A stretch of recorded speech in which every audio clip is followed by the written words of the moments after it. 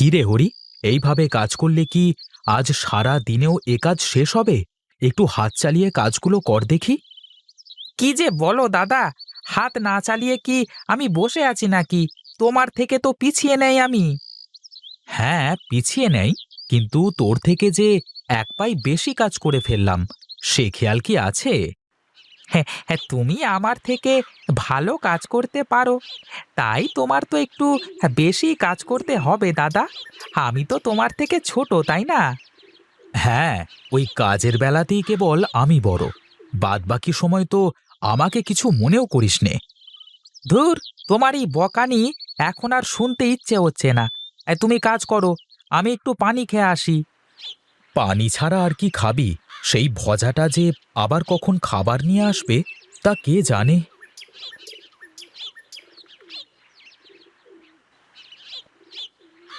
দাদা, ও দাদা, আমি তোমাদের জন্য খাবার নিয়ে এসেছি। এত সময় লাগলো খাবার নিয়ে আসতে? এখন ভাত খেয়ে আবার কাজ করে কখন মানুষ শুনি? দে দে ভাই, খুব খিদে পেয়েছে, আগে খেয়ে নি। না ভজা, তুই ওই গাছের নিচে গিয়ে বস। আমি আর হরি এই পায়টা শেষ করে তারপর খাবো। তুমিও না দাদা, পারো বটে। খিদে মনে হচ্ছে আমার একারই লেগেছে। তোমার মনে হয় খিদে লাগে না? শোন, এখন খেতে গেলে তো অনেক সময় নষ্ট হয়ে যাবে। তারপর এসে এই ফেলে রাখা কাজ করতে আর ইচ্ছে হবে না। বেশ তো, করো, আমার আর কি সমস্যা? তোমার যদি কোনো সমস্যা না হয়, তাহলে আমার আর কিসের সমস্যা? চল হরি, এবার গিয়ে খেয়ে নেওয়া যাক। হ্যাঁ হ্যাঁ, তোমার তো শেষ, আমার এইটুকু শেষ হোক আগে। চলো দাদা, আমারও শেষ। আচ্ছা দাদা, তোমরা কিসের চাষ করবে এবার জমিতে? এবার বেগুন লাগাবো রে। তোকে কিন্তু সকাল সন্ধ্যা জমিতে এসে পাখি খেদাতে হবে। হ্যাঁ ঠিক আছে দাদা, এ আর কঠিন কি কাজ? আমি রোজ এসে সকাল সন্ধ্যা পাখি তাড়িয়ে যাব। হ্যাঁ, ও কি করে পাখি খেদাবে দাদা? ও কি চোখে দেখতে পায় নাকি? ওরে পাগল, চোখে দেখা লাগবে না, জমিতে বসে চড়ে চড়ে টিন বাজালেই পাখিরা সব উড়ে যাবে। আরে তোমার মাথায় তো বেজায় বুদ্ধি দাদা। এত বুদ্ধি নিয়ে তুমি রাতে ঘুমাও কেমন করে? আচ্ছা দাদা, তোমরা জমিতে কি বাইরের সার দেবে নাকি? সার না দিলে কি জমিতে ফসল হবে নাকি? না মানে, আমি বলছিলাম যে দাদা, তোমরা যদি আমার কথা শুনতে, তাহলে আমি তোমাদের একটা বুদ্ধি দিতাম। ওই দেখো, এই যে জীবনে চাষই করলো না, সেও আজ আমাদের বুদ্ধি দিতে চায়। হ্যাঁ, আচ্ছা আচ্ছা হরি, তুই একটু থাম তো, ও কি বলতে চায় আগে শোন। আমার খাওয়া শেষ, আমি গেলাম। তুমি ওর কথা শোনো, আমি গিয়ে কাজ করি।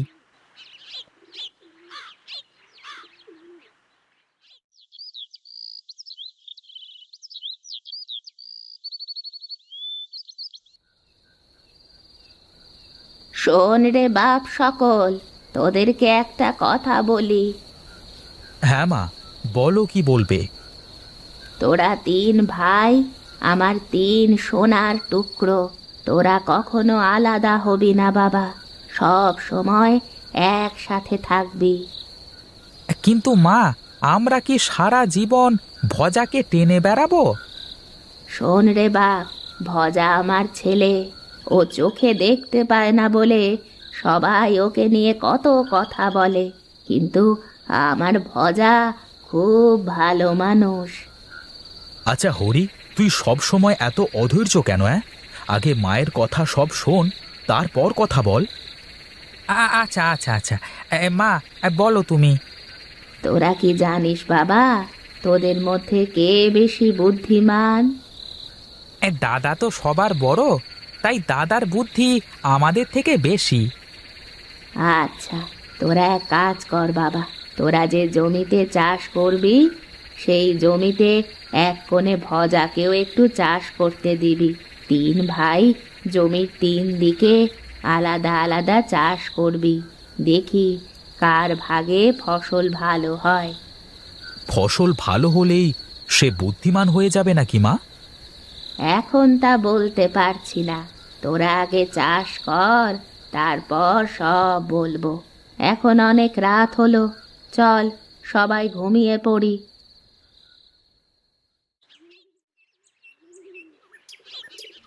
আচ্ছা দাদা, মা হঠাৎ করে আমাদের 3 ভাইকে আলাদা আলাদা চাষ করতে বলল কেন?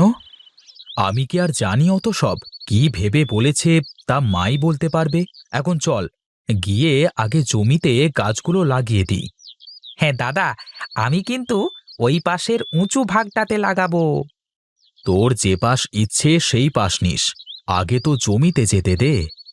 এই শোন হরি, এই হলো তোর ভাগ, আর এই হলো ভজার ভাগ, আর এই হলো আমার ভাগ। হ্যাঁ আচ্ছা দাদা, হ্যাঁ আমি তাহলে লাগানো শুরু করলাম, কেমন?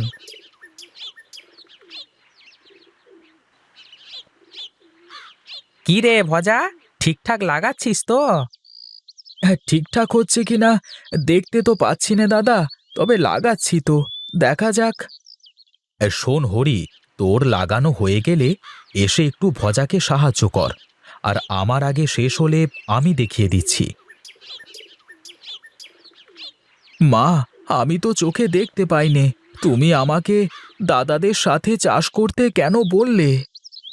এমনিতেই রে বাবা, তুই তো আর চাষ করতে পারবি না ওদের সাথে, কিন্তু ওরা যাতে তোকে ফেলতে না পারে কখনো, তাই আমি ওদের বোঝানোর জন্য বলেছি। কিন্তু মা, আমি কি পারবো নাকি দাদাদের মতো চাষ করতে? শোন বাবা, আমি যেভাবে বলবো সেভাবে কাজ করবি, তারপর দেখা যাবে। তাহলে আমার আর কোনো চিন্তা নেই মা, তুমি পাশে থাকলে আমার কিছুতেই ভয় লাগে না। তুমি কি তোমার ছোট ছেলেকে বুদ্ধি দিচ্ছ মা, যে কি করে আমাদের থেকে ভালো ফসল ফলাতে পারে? হ্যাঁ দাদা, দেখো, তোমাদের থেকে ভালো ফসল হবে আমার ভাগে, মা আমাকে তাই শেখাচ্ছে। ঠিক আছে ঠিক আছে, সে সময় হলেই দেখা যাবে, মুখের কথায় কি যায় আসে, তাই না? এ ঠিক বলেছ। হেসো না দাদা, তোমাদের থেকে আমার জমিতে ভালো ফলন হবে। আরে যা যা, এই কত বড় বড় চাষি দাদার কাছে হার মানলো, আর তুই তো তুই, হ্যাঁ, দেখা যাবে দেখা যাবে। মন খারাপ করিস নে বাপ, তুই তোর কাজ করে যা, দেখবি তুই ভালো কিছু করেছিস। ঠিক আছে মা, এখন তাহলে আমি একটু জমি থেকে ঘুরে আসি।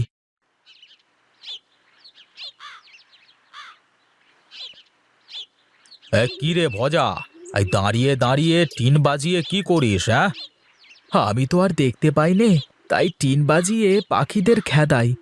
প্রকাশদার কণ্ঠ মনে হচ্ছে। হ্যাঁ রে, হ্যাঁ, তুই চোখে দেখতে না পেলেও তুই যে সবার কথা শুনে চিনতে পারিস, এটা ভালো লাগে। চোখ দুটোই না হয় নষ্ট দাদা, মন তো আর নষ্ট না। তা ঠিক বলেছিস, কিন্তু জমি এমন ভাগ ভাগ করা কেন?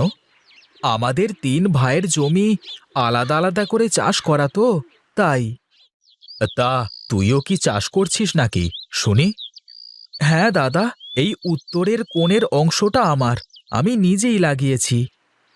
বাহ, এই তোর বেগুন গাছই তো ওদের থেকে ভালো হয়েছে রে, কত বড় হয়েছে ওদের গাছের থেকে। সত্যি বলছো দাদা? আমার কিন্তু বিশ্বাস হচ্ছে না। হ্যাঁ রে, সত্যি বলছি, মনে হয় তোর গাছেই ভালো ফলন হবে। এখন আমি যাই রে ভজা, সন্ধে হয়ে গেল প্রায়, তুই যাবি নে বাড়ি? তুমি যাও, আমি আরেকটু পরেই যাচ্ছি। এই দেখেছো দাদা, এই ভজা নিশ্চয়ই কোনো আজব সার দিয়েছে জমিতে, এই তা না হলে কি করে ওর গাছের বেগুন এত বড় হয়? হ্যাঁ রে হরি, আমিও তো কোনোদিন এত বড় বেগুন কোথাও হতে দেখিনি। সত্যি বলছো দাদা? আমি তো জমিতে কোনো সারই দিইনি। তুই বললি কি আর আমরা তাই বিশ্বাস করব?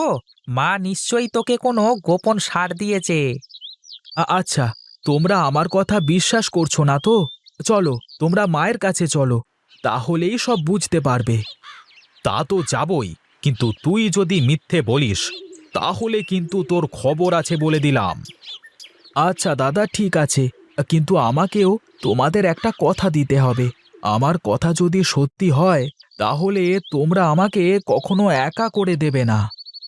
তোকে তো একা কোনো দিনও করতে পারবো না রে পাগল। এই চল, আগে মায়ের কাছে যাই। মা, এই বড় বেগুন হলো ভজার ভাগের, আর এই ছোট বেগুন হলো আমাদের ভাগের। কিন্তু ভজা বলছে ও নাকি জমিতে কোনো সার মাটি দেয়নি। তুমি বলো মা, আমি আর দাদা কত সার মাটি দিলাম, তাও তো ওর মতো বেগুন হলো না আমাদের। ও নিশ্চয়ই চুরি করে কোনো সার দিয়েছে, যা আমাদের বলেনি। মা, তুমি হাসছো কেন? আমাদের কথা তোমার কাছে হাসি মনে হচ্ছে? ওরে শোন তোরা, ভজা সত্যিই বলেছে, ও জমিতে কোনো সার দেয়নি। তা কি করে হয়? তাহলে এত বড় বড় বেগুন হলো কি করে ওর ভাগে?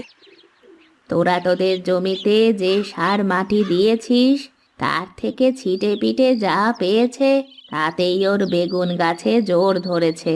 তোরা তো বেশি ফলনের লোভে বেশি সার মাটি দিয়েছিস। তাই বলে শুধু ওটুকুতেই এত ভালো বেগুন হয়ে গেল?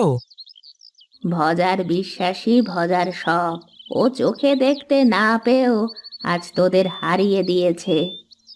তুমি আসলে আমাদের কি বোঝাতে চাও মা? একটু খুলে বলবে?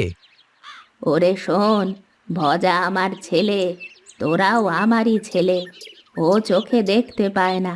তোরা দুজনে যাই করবি, একটু একটু করে ওকে দিলে ওর তোদের থেকে বেশি হয়ে যাবে। তার প্রমাণ হলো এই বেগুন চাষ। বলো কি মা, তার মানে ভজা সত্যিই বলেছিল? হ্যাঁ রে বাবা, ও তো ঠিক মতো পানিও দেয়নি জমিতে। তোরা যে পানি দিছিস ওতেই ওর ভাগ ভিজে গেছে। একসাথে থাকলে যে এই উপকার। তাতে আমাদের তো লস হয়ে গেল, আর ভজা তো লাভ হয়ে গেল। ভজা তো নিজে কিছু করতে পারবে না, সব তো তোদেরকেই দেখতে হবে।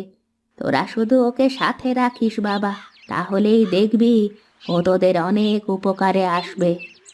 দাদা, আমার ভাগের সব বেগুন আমি তোমাদের দিয়ে দিলাম, আর তাছাড়া আমি তো সব দেখে শুনে তুলে বিক্রি করতে পারবো না, তাই এই দায়িত্ব তোমাদেরই নিতে হবে। ঠিক আছে রে ভাই, আমি সব বুঝতে পেরেছি। মা, তুমি চিন্তা করো না, আজ থেকে আমরা 3 ভাই একসাথেই থাকবো সব সময়। শোন বাবা, 10 মিলে করি কাজ, হারি জিতি নাহি লাজ। ভজা তোদের সাথে হাত বাঁধলেই তোরা অনেক কিছু সহজে করে ফেলতে পারবি। ঠিক আছে মা, তুমি কোনো চিন্তা করো না। আজ থেকে আমাদের আর কেউ কখনো আলাদা করতে পারবে না। ভজাকে আমরা 2 ভাই সব সময় আগলে রাখবো।